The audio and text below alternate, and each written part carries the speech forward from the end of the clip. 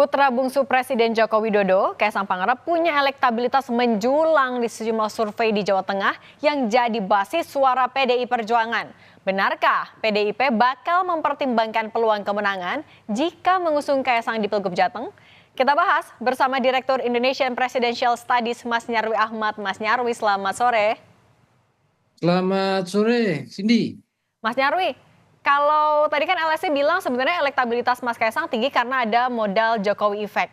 Nah, tapi kalau PSI bilangnya iya masyarakat pengen pemimpin muda. Mas Nyarwi ngeliatnya dengan modal itu, Kaisang lebih kuat di mana sih? Jakarta atau Jateng sebenarnya? Ya, kalau Jokowi efek ya, itu saya kira di banyak daerah terjadi gitu ya. Kita lihat mungkin Pilpres kemarin kan, Hmm. eh, kita lihat perolehan dari data survei terakhir ya dari beberapa lembaga survei ke Pak Prabowo, misalnya Prabowo Gibran kan 50 sekian lah, tapi nggak terlalu tinggi ya. Kemudian hasil kemenangannya kan 58. Ya, itu kan menunjukkan Jokowi efek cukup besar ya. Hmm. Tetapi memang kalau khusus untuk pilkada itu juga harus diuji lagi. Kemarin misalnya kan kalau kita simak Litbang Kompas kan mengatakan sekitar berapa itu 53 atau 50 berapa itu ya. Itu apa masyarakat prefer gitu ya pada atau suka memilih calon yang diendorse Pak Jokowi gitu ya. Tetapi kan itu umum ya.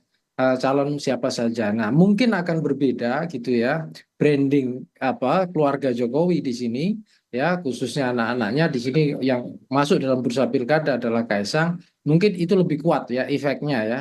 Artinya Jokowi efek itu sebenarnya bisa luas ya ke siapa saja yang di-endorse Jokowi atau siapa yang terasosiasi dengan Jokowi gitu, tetapi efek itu tampaknya lebih kuat khususnya untuk apa namanya keluarga ya Presiden Jokowi.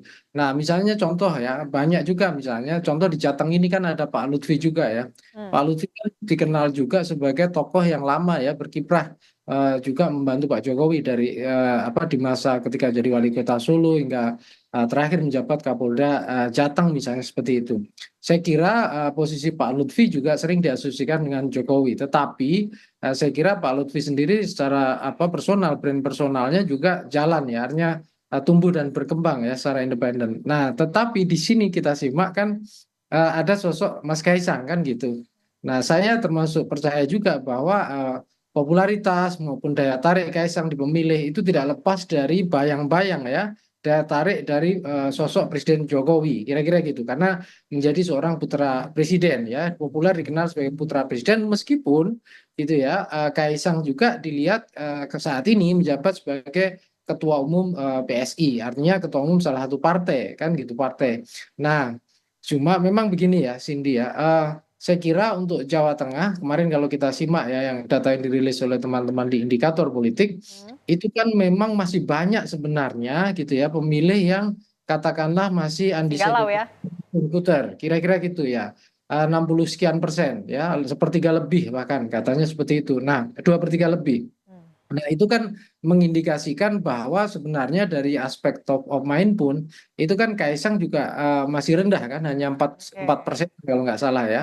Sementara Pak Ahmad Lutfi itu sudah lebih di atas 8,6. Tetapi kalau di dalam masuk simulasi nama, memang tampaknya Kaisang ini lebih lebih kuat kan gitu. Nah, tapi menurut saya ini tidak lepas dari efek dari popularitas ya. Oke. Popularitas Kaisang sebagai tokoh nasional dan sekaligus sebagai putra presiden. Nah, itu yang menurut saya paling mendasar ya, yang Oke. kemudian ikut mengerek elektabilitas Kaisang dalam simulasi itu. Oke, Itu.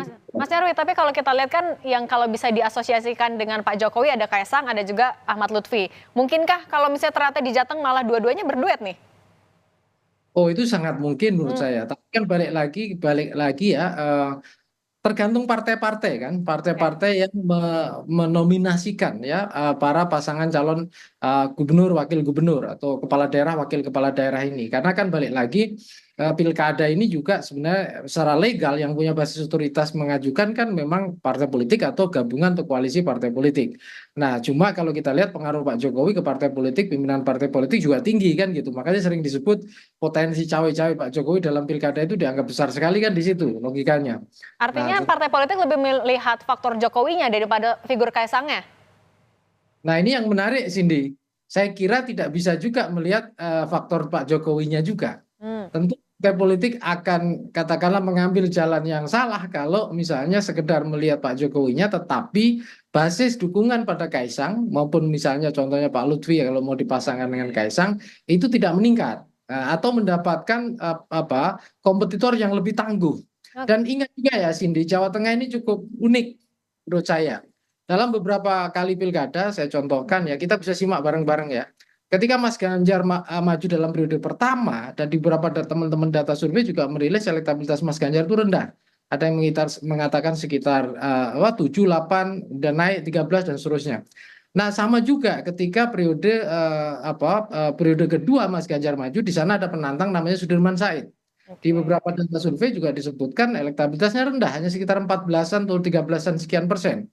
Ya, tetapi faktanya kan dalam pilkada terakhir ya, periode kedua Mas Ganjar itu bertarung Pak Sudirman Said, itu juga Sudirman Said suaranya besar sekali.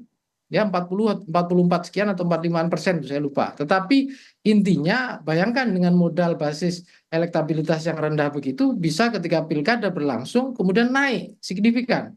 Ya, ini kan artinya apa? Pemilih Jawa Tengah ini saya kira juga tipe pemilih yang mungkin saja selain ideologis, pengaruh-pengaruh partai kuat, tetapi juga saya kira punya kemampuan untuk berpikir secara rasional dan juga ada unsur katakanlah kemampuan untuk menelaah ya, Oke. dari para tokoh-tokoh yang maju dalam pilkada Jawa Tengah seperti itu. Oke. Nah, Mas Nyarwi, kita kan tahu ya di Pilpres kemarin untuk pemilihan presiden PDIP kalah, tapi di Pilegnya menang untuk Jawa Tengah. Kemudian juga di hasil survei ternyata dua besarnya adalah orang yang dekat dengan Pak Jokowi. Ini kita gimana membacanya? Jokowi Jateng kan kita tahu sebagai kandang PDIP sebenarnya. Ya, memang saya kira begini, khusus untuk bicara asosiasi pemilih dengan partai atau orang sering menyebutnya partai ID ya, Jawa Tengah itu saya kira kuat sekali khususnya dengan PDIP dan itu terbukti dengan pileg kemarin kan. Itu luar biasa ya, saya kira hasil yang dicapai. Tetapi memang balik lagi ya Cindy, kalau kita bicara di Indonesia ya, eh, apa istilahnya sentralitas partai sebagai aktor politik itu tidak terlalu kuat. Partai berusaha melakukan pelembagaan politik ya, tetapi sesungguhnya yang lebih mudah dilihat kinerjanya itu adalah tokoh-tokoh atau paling mudah dikenal paling enggak adalah tokoh-tokoh.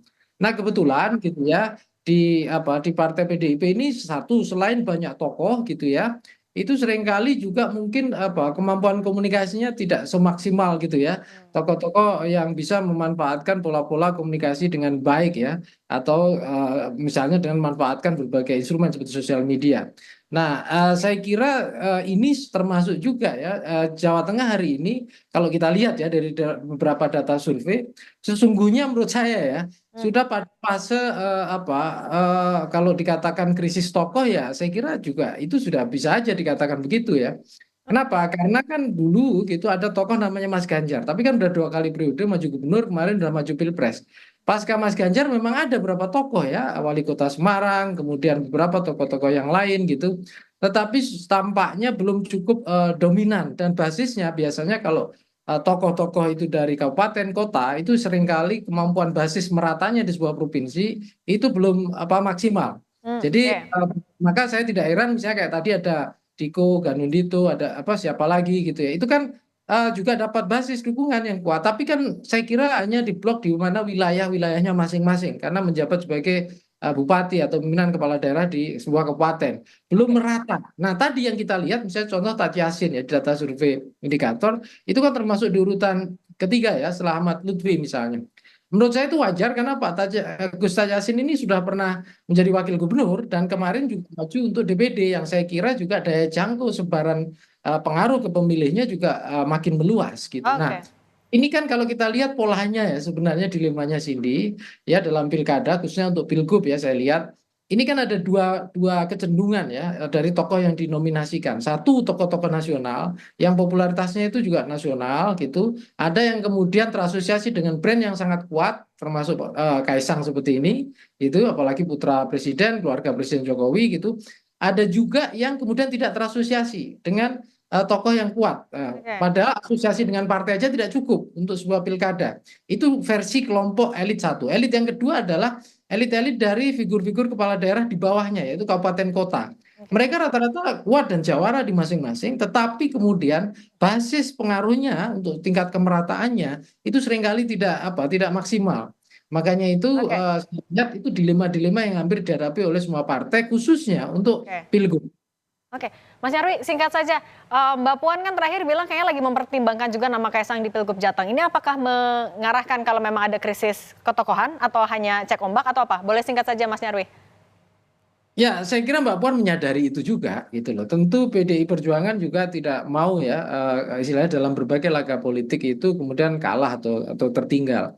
Tetapi saya kira itu juga bagian dari strategi Mbak Puan juga untuk mempertimbangkan tokoh-tokoh yang dianggap potensial dan bisa kemudian dinominasikan oleh PDI Perjuangan. Nah, hanya Oke. saja gini, itu kan tidak mudah karena PDI Perjuangan ini kan partai yang punya tradisi sangat kuat untuk mengendos kadernya. Sementara ketegasan dari sosok kan Kaisang ini kan ketua umum PSI ya, Oke. yang dulu dirayu-rayu masuk PDI Perjuangan sama Mbak Puan kan gitu. Tapi Oke, akhirnya baik.